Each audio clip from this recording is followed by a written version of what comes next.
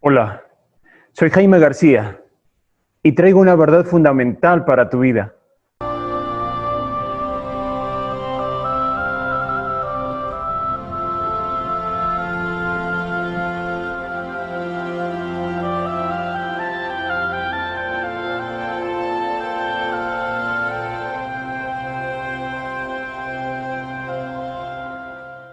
¿Sabías que tienes un enemigo a muerte?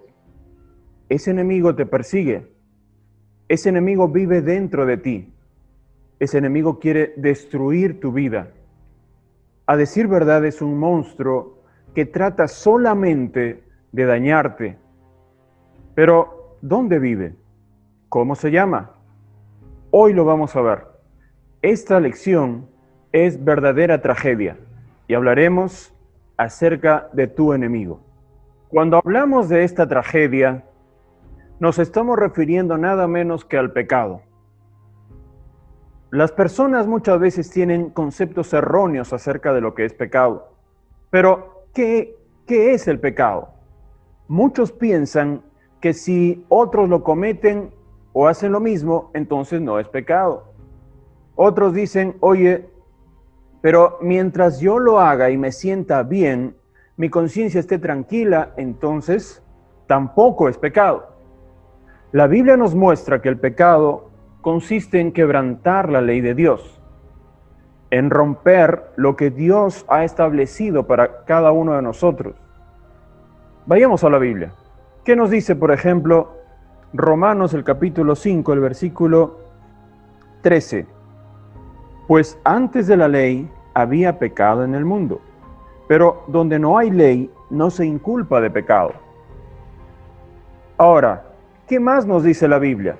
La Biblia nos dice que también es pecado no hacer lo que debemos hacer y sabemos que está bien. Por ejemplo, dice, y al que sabe hacer lo bueno y no lo hace, le es pecado. Pero alguien puede decir, oye, ¿y qué es hacer lo bueno? Lo bueno, por ejemplo, para nosotros es obedecer a nuestros padres. ¿Qué pasaría si no obedecemos a ellos? Es pecado. Pero no solamente eso. Sabemos que orar, por ejemplo, es algo bueno. Dejar de hacerlo sería o es un pecado. Estudiar la Biblia es algo bueno. Dejar de hacerlo es quebrantar también la ley de Dios. Cuando hablamos de pecado, necesariamente tenemos que visitar el libro de los orígenes, el libro de los inicios, que es el Génesis. Visitamos el capítulo 3 del Génesis y encontramos el origen del pecado. Mira, probablemente has escuchado muchas cosas acerca de esto, que si comieron la manzana, o que si comieron un fruto tal, o si era o no era la manzana, o se refería a relaciones sexuales entre Adán y Eva. ¿A qué realmente se refería? ¿Cuál era el pecado y cómo fue su origen? Hoy lo vemos. Dice, pero la serpiente era astuta, más que todos los animales del campo que Jehová había hecho, la cual dijo a la mujer, con que Dios os ha dicho que no comáis de todo árbol del huerto. Y la mujer respondió a la serpiente, del fruto de los árboles del huerto podemos comer, pero del fruto del árbol que está en medio del huerto, dijo Dios, no comeréis de él ni le tocaréis, para que no muráis. Entonces la serpiente dijo a la mujer, no moriréis, sino que sabe Dios que el día que comáis de él, serán abiertos vuestros ojos y seréis como Dios, sabiendo el bien y el mal. Y vio la mujer que el árbol era bueno para comer y que era agradable a los ojos y árbol codiciable para alcanzar la sabiduría, y tomó de su fruto y comió, y dio también a su marido, el cual comió así como ella. La serpiente viene, el enemigo le habla a los oídos y ésta cae. Pero, ¿por qué cae? ¿Acaso era tan atractivo? ¿Dónde radicaba el atractivo? ¿Cuál era el pecado en realidad que saca del huerto a Adán y Eva? ¿Saben cuál es, queridos amigos? Miren lo que dice la Biblia. Vamos a ver, dice, verso 5. Sino que sabe, bueno, desde el 4 vamos a ver. Dice, entonces la serpiente dijo a la mujer, no moriréis. Dios les había dicho, van a morir si comen de ese árbol. Sin embargo, el enemigo viene y le dice a la mujer, no vas a morir. ¿De acuerdo? No vas a morir. Y la mujer decide creerle al enemigo. La mujer decide creerle a la serpiente y decide poner a un segundo lado, a un segundo lugar al Señor. Pero en el versículo siguiente, verso 5, dice, sino que sabe Dios que el día que comáis de él, mira, las palabras seductoras de la serpiente, serán abiertos vuestros ojos y seréis como Dios. Y ahí está la clave, amigos. Cuando le dice, seréis como Dios, wow, y qué tal tentación viene al corazón de Eva de querer de pronto ser como Dios, ser una diosa, ser alguien que pueda gobernar, tal vez que tenga el poder, que sea adorada, que sea, en fin. Todo eso vino a la mente de Eva y Eva cayó, pero no solamente Eva, sino que después vino su esposo y cayó en lo mismo. El Evangelio de Marcos, en el capítulo 7, en el versículo 15, dice, nada hay fuera del hombre que entre en él que le pueda contaminar, pero lo que sale de él, eso es lo que contamina al hombre. ¿Y qué sale de él? Si usted sigue leyendo todo este capítulo 7 de Marcos, se va a encontrar, miren lo que dice, que del hombre sale, ¿no?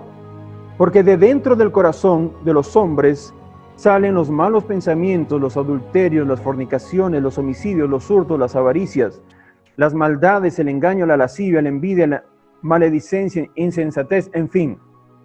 Todas esas cosas salen y todas esas cosas separan al hombre de sus semejantes. Pero esa es otra consecuencia que trae nuestro pecado. El pecado también, amados amigos, trae como consecuencia la muerte. 3 tipos de muerte: muerte física, muerte espiritual y la muerte segunda. La muerte física se refiere a la que todos y cada uno de nosotros conocemos. Es cuando se separa nuestro cuerpo de nuestra alma y de nuestro espíritu. Es esa separación y nuestro cuerpo va a un cementerio.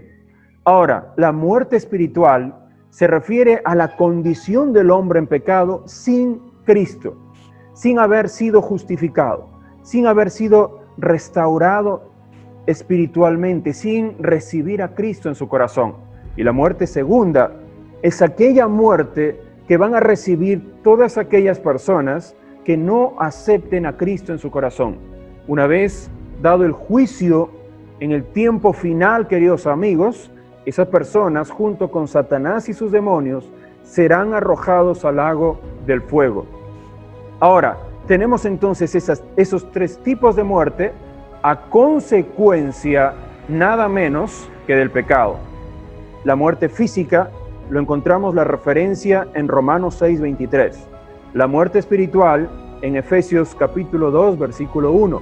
Apocalipsis 20:14 nos muestra la realidad de la muerte segunda o la muerte eterna. El pecado, desde el punto de vista que uno lo pueda ver y observar y analizar, es un monstruo que solamente quiere destruir, que quiere dañar a los hogares, que quiere dañar a los jóvenes, que quiere maltratar, que quiere matar literalmente, quiere robarte tus sueños y te quiere robar incluso la vida. Eso es el pecado. Por eso, cuando miramos bien, cuando nos ponemos unos lentes espirituales y miramos al pecado, nos damos cuenta, queridos amigos, que es un monstruo.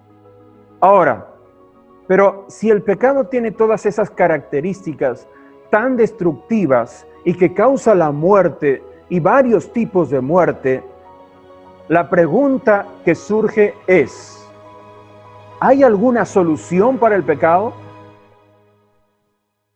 Y la respuesta es sí. Sí hay una solución para el pecado. Hay una respuesta y la encontramos en la Biblia. Esa respuesta, queridos amigos, se personifica allí en la cruz del Calvario en el nombre de Jesucristo. Jesucristo venció en la cruz, venció a Satanás y sus demonios. Y cuando murió, Él venció a la propia muerte y Él resucitó.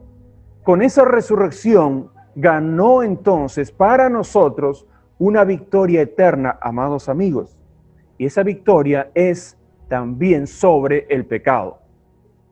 Ahora bien, la carta a los Romanos nos deja un mensaje tan especial en el capítulo 5, verso 8, donde dice que el Señor Jesucristo dio su vida allí en la cruz del Calvario, amados amigos, por nosotros. Pero ¿saben en qué condiciones?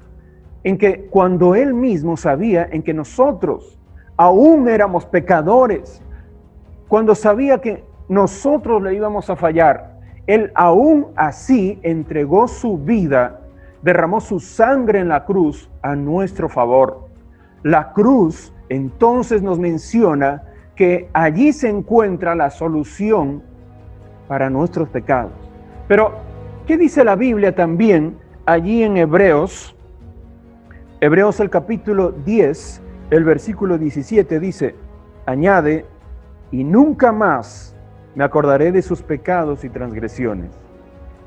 Alguien puede decir, oye, pero yo estoy razonando, ¿y cómo es que un Dios todopoderoso, omnisciente, omnisapiente, cómo así puede olvidarse de mis pecados?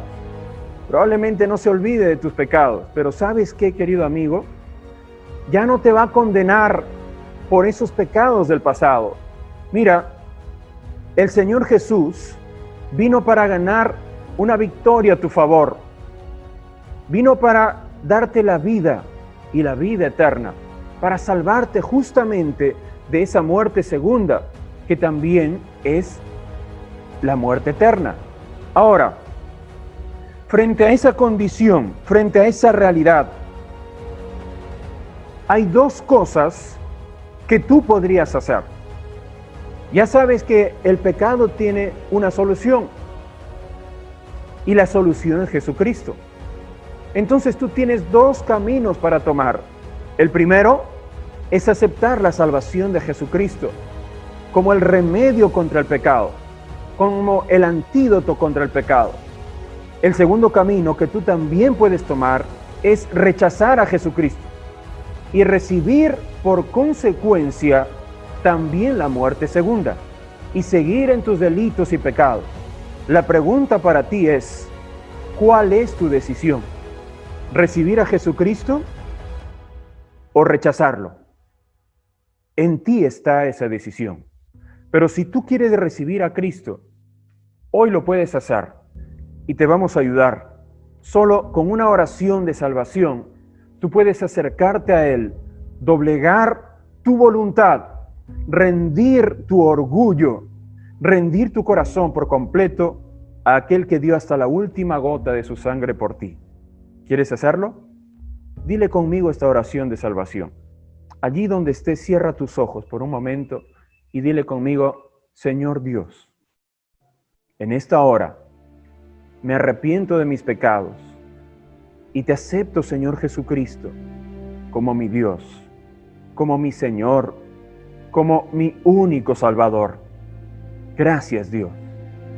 En el nombre de Jesús. Amén.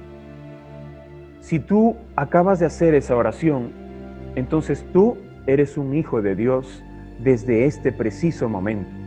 Has pasado literalmente de muerte a vida. Que Dios te bendiga. No olvides, comparte